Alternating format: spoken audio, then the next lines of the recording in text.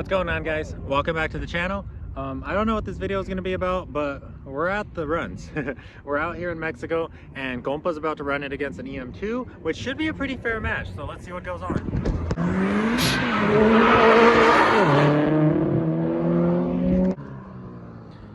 Here they go. Gompa's in the left lane, Gompa's in this lane, EM2's in that lane. Let's see what happens.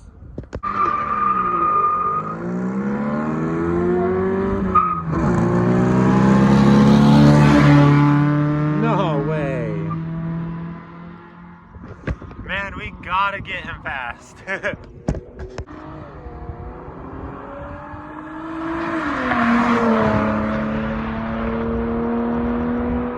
G35 got him.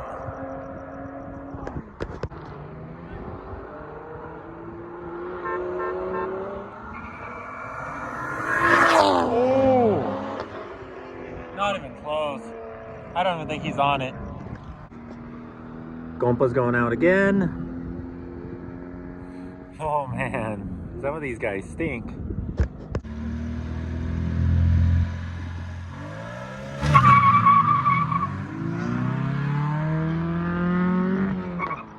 Oh.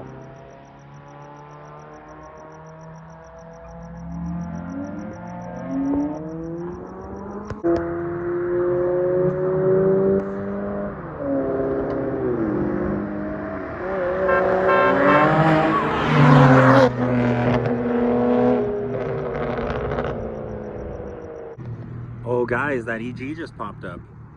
That's new.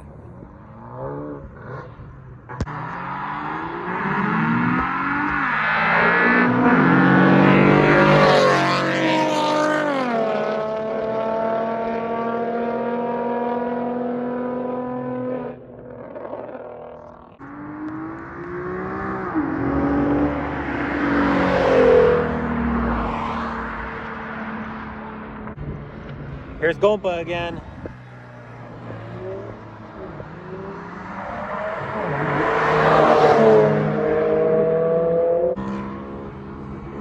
Gompa.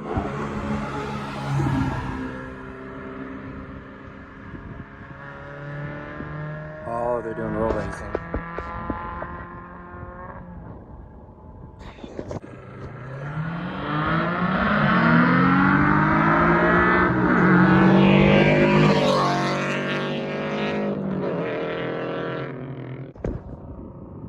That was a little scary. I'm just sitting right here next to it.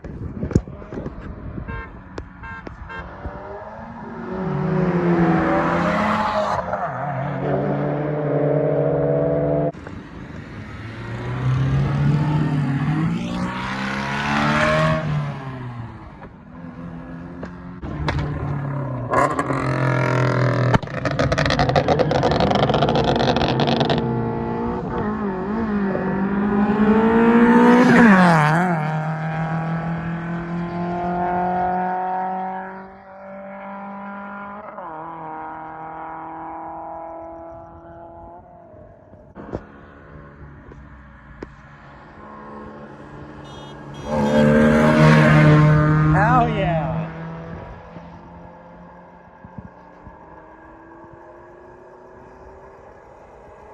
Off hazards.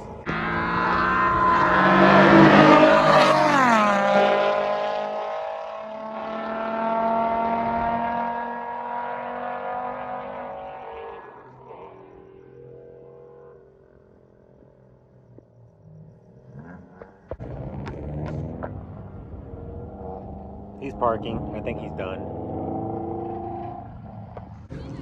Coast is clear.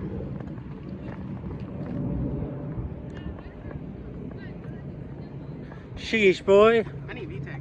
I need VTEC. You got Bro, one? You got that EK, no? Nah, dude, his VTEC kicked in. His VTEC kicked in? Yeah, I swear you could hear it. Just like as soon as it fucking passes both by, you just hear, and I'm like, oh fuck. My shit still sounds the same and shit. Sheesh, boy. I'll give you a car and go. Fuck it. No, I love those headers. So, you guys remember Gompa's EK? He's about to run in with this EG and get absolutely slaughtered.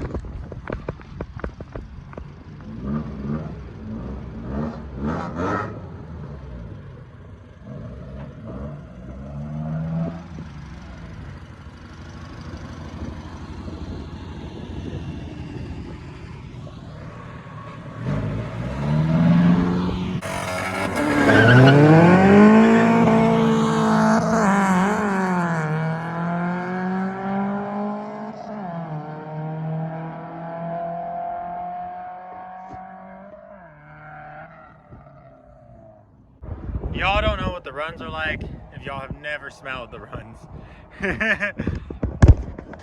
What'd you break? Water on the floor. Well, either that or gas, but I mean, I ain't gonna lie, brother.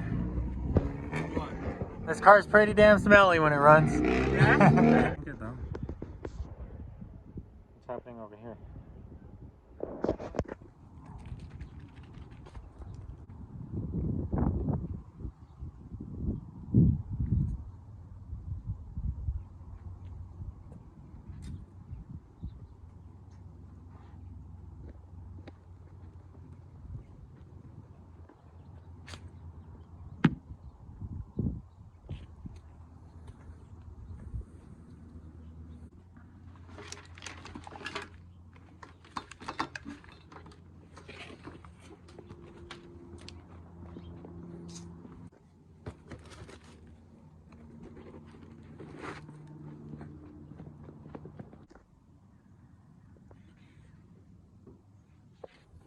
Hey guys, welcome back. We're back out here in the garage. We are working on, well, we are going to work on my CRX. I haven't really been doing much on the CRX. I actually have not touched my CRX since the last time you guys saw in the previous video. But, you know, we just been kicking it, just chilling, just relaxing, kind of just trying to get back in the saddle of things. I've been kicking it with Compa like every night. His uncle Cholo had a birthday and we went to his birthday party and had a lot of fun. That was really cool. So happy birthday to Cholo. This video is going to be posted quite a while after his birthday passes, but still, if you guys don't remember Cholo, check out, I have a video with him. He has an SRT that's pushing a lot of power. But anyways, guys, after that, me and Compa headed out to Mexico. We went to the runs. Compa ran it, even though Compa's not very fast, but you know, we just had fun. That's all it really was. And we live in SoCal, so we're not that far from the border, so it's not even that big of a drive. But anyways, guys, let's get to working on the CRX. In the last video, we completely sanded down the bay and we did a ton of work in here. As a result of painting this car at my mom's house, especially painting the engine bay outside in the backyard, we got a lot of dirt particles, a lot of dust particles inside of places that I really was never happy with. I'm a perfectionist, and this car has always been something that I knew I was going to redo over and over and over again. This is going to be the car that is a complete display of my abilities. Like nothing done on this car will ever be done by anyone that is not me, because it wouldn't count, right? I still want to go through here and sand it one last time because there still are some ugly areas and these little crevices. But we're gonna save that for a future time because honestly, guys, I am sick and tired of sanding this engine bay. I've already done it 3 times and it is a lot of work. Next thing on the list though, passenger side body work. If you guys don't remember, I started sanding down this side and I started doing light body work to it just to kind of get back in the saddle and kind of refresh myself with doing body work and using Bondo. So what I'm gonna do actually is I'm gonna take this DA sander. I have an 80 grit pad and I'm gonna go over this entire door. What my goal is to get this line perfect, and this line isn't too bad, but when you get over here the line distorts because there's a big dent right here.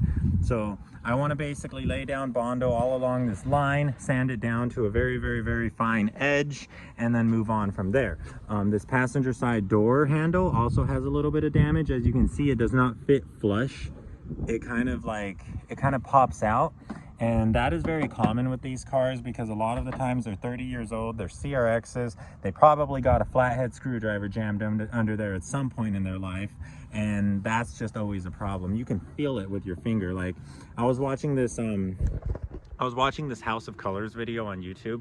It was like literally an hour and a half long, but it like pretty much went over taking a car from a metal soda can to a finished candy coated lowrider. Like, it was awesome, dude. It was so cool seeing like the entire process of a professional shop like that, and it inspired me. It really did inspire me. Like, one of the things that John Komoski kept saying in that House of Color video is that the hand tells all. Just run your hand across the surface and you will feel any kind of imperfections. And I'm running my hand down here, and my pinky already feels so many little dents. We got a major one here, there's a more shallow one here, and then there's another dent right here. We got 3 dents underneath this door handle. Bring your hand over here and you can feel how uneven the surface becomes. Like right here we have a big dent.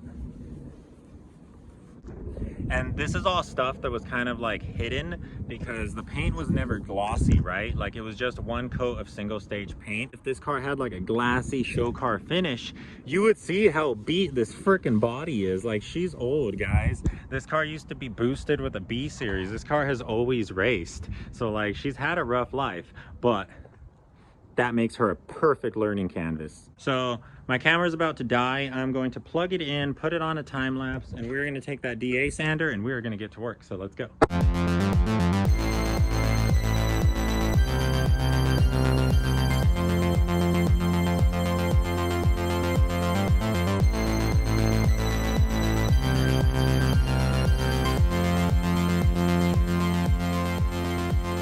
Okay guys, so we have this entire surface sanded down. We are down to bare metal in every area that we are going to be applying filler. As you can see, the entire body line is back down to bare metal. I went a little low here because we have a pretty gnarly dent. Like, it's gnarly.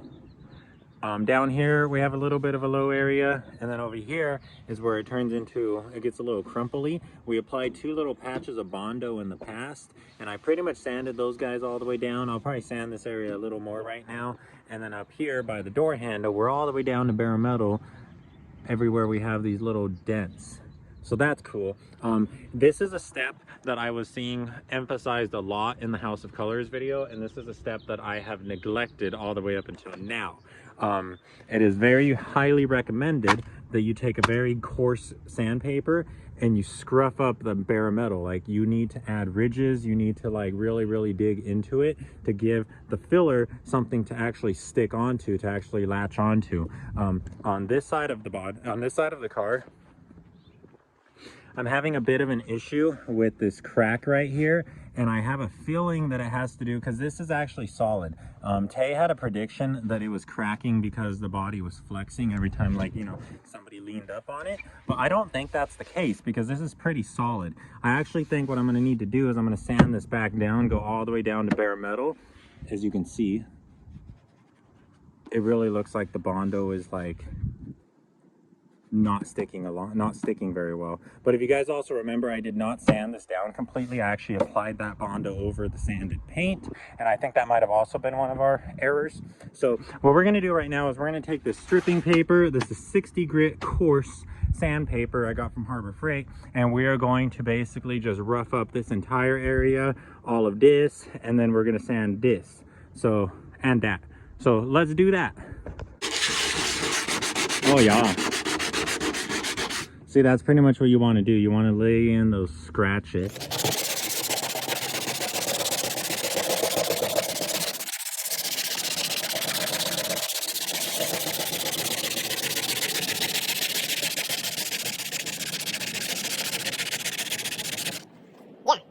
that looks pretty damn good.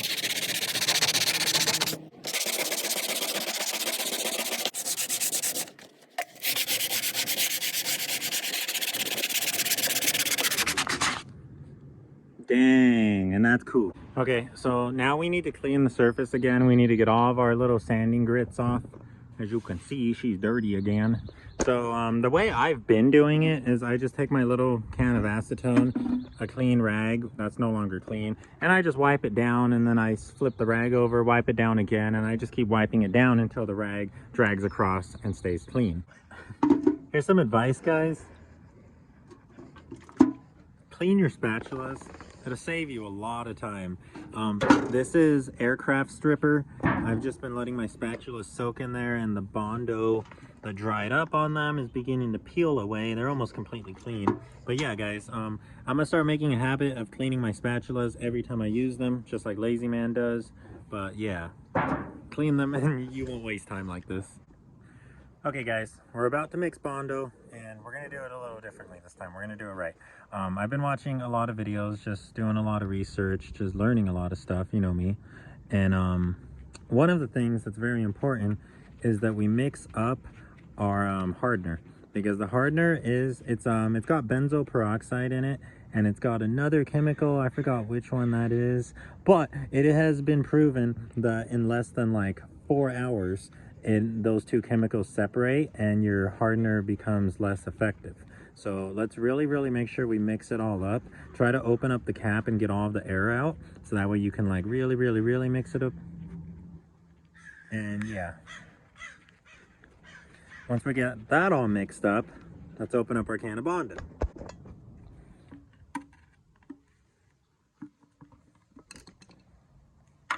Cool. You're going to want to mix, you're going to want to use your Bondo on a hard surface. This is a little plastic plate from the dollar store when we had a birthday. I don't know, it's been sitting around. So we're going to use this plate. You don't want to use like a piece of cardboard or something, because like Lazy Man has said in his videos, when you do it like that, the cardboard is actually going to absorb some of the moisture from the Bondo, and it's going to cause it to dry out faster, and it's also going to take away some of the chemicals that you need to like actually activate and harden. So use it on a plastic. So you don't really want to mix paint dust with Bondo, and I don't have any other gloves, so we're going gloveless for this. Something very important for y'all to do is actually mix up your Bondo inside of the container before you pull out a scoop. Try not to get any air pockets stuck in it, but definitely mix it around, because you know, stuff happens. Okay, so we're not going to need too much right now, maybe just 2 scoops. A very big beginner mistake with using Bondo is to mix way more than you could possibly use. Remember guys, you only mix what you can use in the moment, because you cannot save this, you cannot keep this. The second you put hardener on it, it is going to get very hard. There is an entire mix ratio for hardener to Bondo. You're actually aiming for a specific color, but what I've seen many pros do, and pretty much everyone in the industry does it, is you just dab a line of hardener across your pile of Bondo and mix that thoroughly. One of the cool ways I saw to mix Bondo on the House of Colors video is to scoop it all up and then do 1 hard pass, medium pass, gentle pass. And this will prevent you from getting air bubbles inside of your Bondo.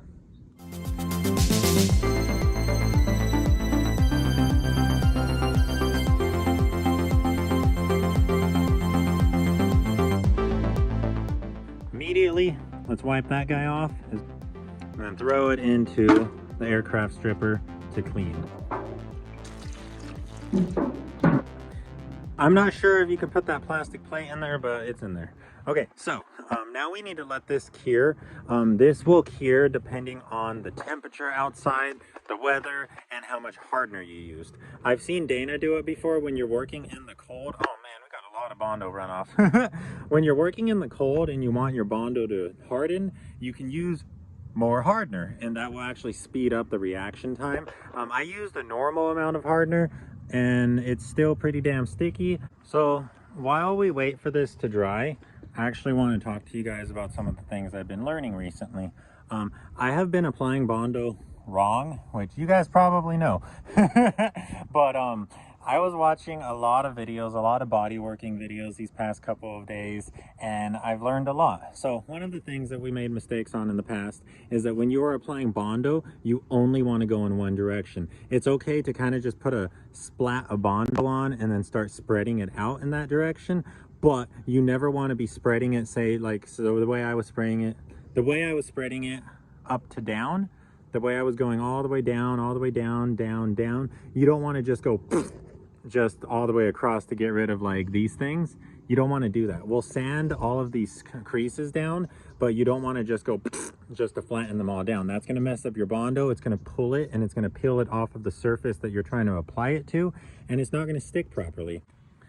You can also see how like we did pretty good applying it all throughout here, but as we got deeper into the process, we started getting a couple of air bubbles. These are air bubbles. These are caused when you're kneading it, when you trap air inside of it. That's what happens. Basically, the air bubble is going to pop at some point, and then you're just going to have a little crater. I'm not worried about that because I actually applied a moderately thick layer of Bondo, and we're going to sand pretty much 80% of this down. The other thing I learned is that to apply different amounts of Bondo, it's all about pressure on the spatula. So when you want to apply a really thick layer, you kind of just like spread it really gently across the surface. When you will want to apply like a really thin layer, you're going to more so like scrape it across, like you're really going to drag the surface of your spatula against the body you're applying it to, and this will pretty much just like squeeze all of the Bondo underneath the spatula, and it will force it to come out very thin. It's not about going in layers. It's more so about just applying it in one even coat. One time, done.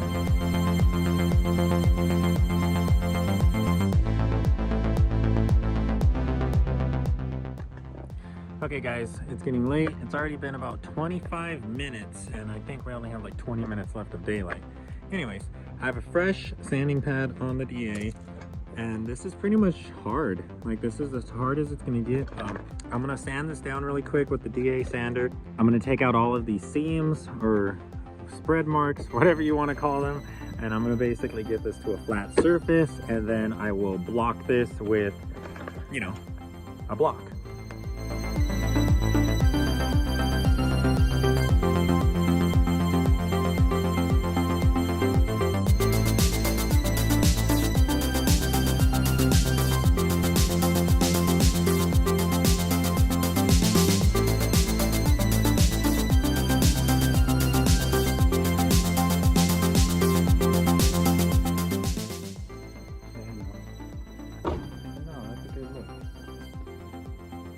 Dark, but they pop out. Dang, you took so much tire in your fender.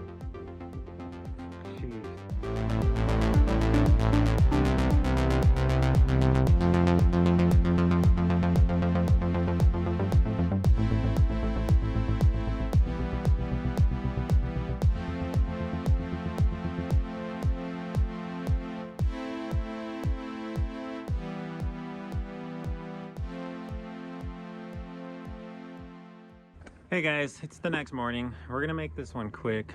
This is not a bodywork video. This is more so just kind of a slice of life video. I got a lot of work done last night. I removed this seal. I believe that was the last clip that I recorded. And then I just started working on this body line. My major goal right now is to get this body line razor sharp and perfect. After that, we're gonna match it up to this body line, which is already perfect, and then we should be good to go. We'll slap on the fender, do the same exact thing, and then we'll move on. Gotta pop off this door handle to take care of some damage down there. Still gotta do a lot of sanding down here. Feels like we're pretty smooth right here, but you know, we still need to go over it with a guide code just to make sure. But anyways, you guys, before I end this video, I gotta talk to y'all about some stuff. Look, a lot of you guys talk to me personally. A lot of you guys DM me on either Facebook or Instagram. So a lot of y'all have already checked in with how life is going, how stuff is going, but I think I'm gonna lose my granny soon. And it's been a lot. It's been really heavy. Guys, like this morning, I woke up to her crying in pain from her heart. And like, it's heavy. It's very heavy. Like, I'm realizing very quickly that I have finally reached that point in my life that I always dreaded as a child, the point where we're adults and we start to watch our elderly family pass away, and there's really nothing we can do about it, and really all you do is move into the next part of life. You live through it. That's all you can do. You can't prevent the inevitable, you know? And like, it's really, really, really heavy on me right now. It's a lot. I'm trying my best to handle this well. I don't know if I'm handling it well, but I'm trying my best to handle it well. I've been doing a lot of things that I used to enjoy when I was younger. Like, I recently started reading again. I used to read a lot, and this is a really cool book if anyone wants a cool read. But aside from that, you know, I've been trying to just be active, just go out and do stuff, you know? That's why I come out here every day and I work on this thing. But like, what I'm trying to say is that I have so many more things in my life that are so much more important than some BS with Leo, dude. Like, the only thing I'm really going to tell y'all about that is the only thing I really can tell y'all about that. I met the dude. He didn't know how to put his CRX together. He told me it was about to get taken away from him. It was going to get towed for being pretty much on the sidewalk in pieces for over a month. You guys saw those videos. I went up there, kind of met Leo for the first time. I knew him, but I was still kind of meeting him. And, you know, we did our thing. We got his car on the road. It turned, as time went on, he ended up not having a place to stay. I ended up volunteering the couch. I told him he could stay here for a month. That month turned into 11 months, turned into almost a year, dude. And like, I don't know what he got so upset about, but like, his time was up way before he left. And if he wanted to if he was mad at me about that, if that offended him, if that was something he couldn't understand, it is what it is. When I saw him at the Bay Area meet, the Bay Area Old School Honda meet, that was the first time I saw him ever since that whole situation went down. And he hugged me. He said we were brothers the night he picked up his things from my house. He said that we were still cool. But then I meet him in the Bay Area, and he's with Dana, and all of a sudden he's too good for us. All of a sudden he just keeps his back turned to the camera. I noticed that he pulled off his another EF'n CRX vlog sticker, which was one of two, and he goes and pulls that off. That's cool. But you know, I didn't care. It was just like, if this dude wants to act this way, then, you know, I ain't losing nothing. I did not lose anything at all. It's cool. I tried to do my best. I tried to help him out when he needed it, and all you can do is your best. That's all you can do, bro. You cannot do any more than that. If you did your best and you know you did your best and somebody still expects more, fuck him, bro. Like, it ain't worth it. That ain't what it's about. This guy is looking at that cat over there, and that guy is looking at him. So with that being said, I had no problems with the dude. Like, I still watched all of his videos. I gave every single one of them a thumbs up. I still watch all of Dana's videos, and like, I don't know what was going on in that comment section of the last one. I don't know what the hell any of that was. You guys know who I am. I'm short-tempered. I'm a hothead, and I say things. But when I say things, that's one thing. But when y'all start saying things, when y'all start talking shit in my comment section, that's when we got a different story on our hands, because I ain't gonna take responsibility for nothing that any of y'all say. And the last thing I need is all of these pointless, stupid little internet fights going down on my YouTube channel, bro. Like, this is not something that I made for clout. This isn't something I made to become some famous YouTuber off of, dude. I made this so that way I could have a scrapbook of all of my favorite memories that I share with my friends. So that way I could look back at this in 10 years. And I mean, it's not even been a year, and me and my friends still look back at all of the old videos and we relive our favorite days. It's awesome. But you guys really kill that when you fill the comment section up with stupidity. And I've considered turning the comments off, and I really don't want to do that because I love hearing from you guys. But I already know that all of y'all that really do want to talk to me, you already found my Instagram, you already have found my Facebook. I mean, I link my Instagram in the description, so it's no secret. But like, we don't need to be doing this, guys. We're better than this. We don't need to be doing this, and I don't need to be dealing with this. That's all I'm going to say about this situation, and this is the last time we're going to talk about this crap on the channel. But guys, I will turn off the comment section if y'all don't know how to act. If the comment's not about the video, what the hell is the point of the comment, dude? Come on. You got something to say to me, you can DM me, but like, let's focus on the content of the video. It's all good vibes here, bro. If your comment isn't full of good vibes, if you're not saying something positive, do you really need to be saying that? This is something I tell myself every single day. Don't be like me. You guys can be better than me, because right now I am trying very hard to improve myself and to just be better. We're growing right now. This is a difficult part of life, but we're gonna get through it. And it'd be cool if I had you guys' help instead of you guys making it harder. But yeah, guys, CRX stuff. That's what's important. Catch you guys in the next one. Like and subscribe, and maybe save an EF yourself. I'll see you all in the next one.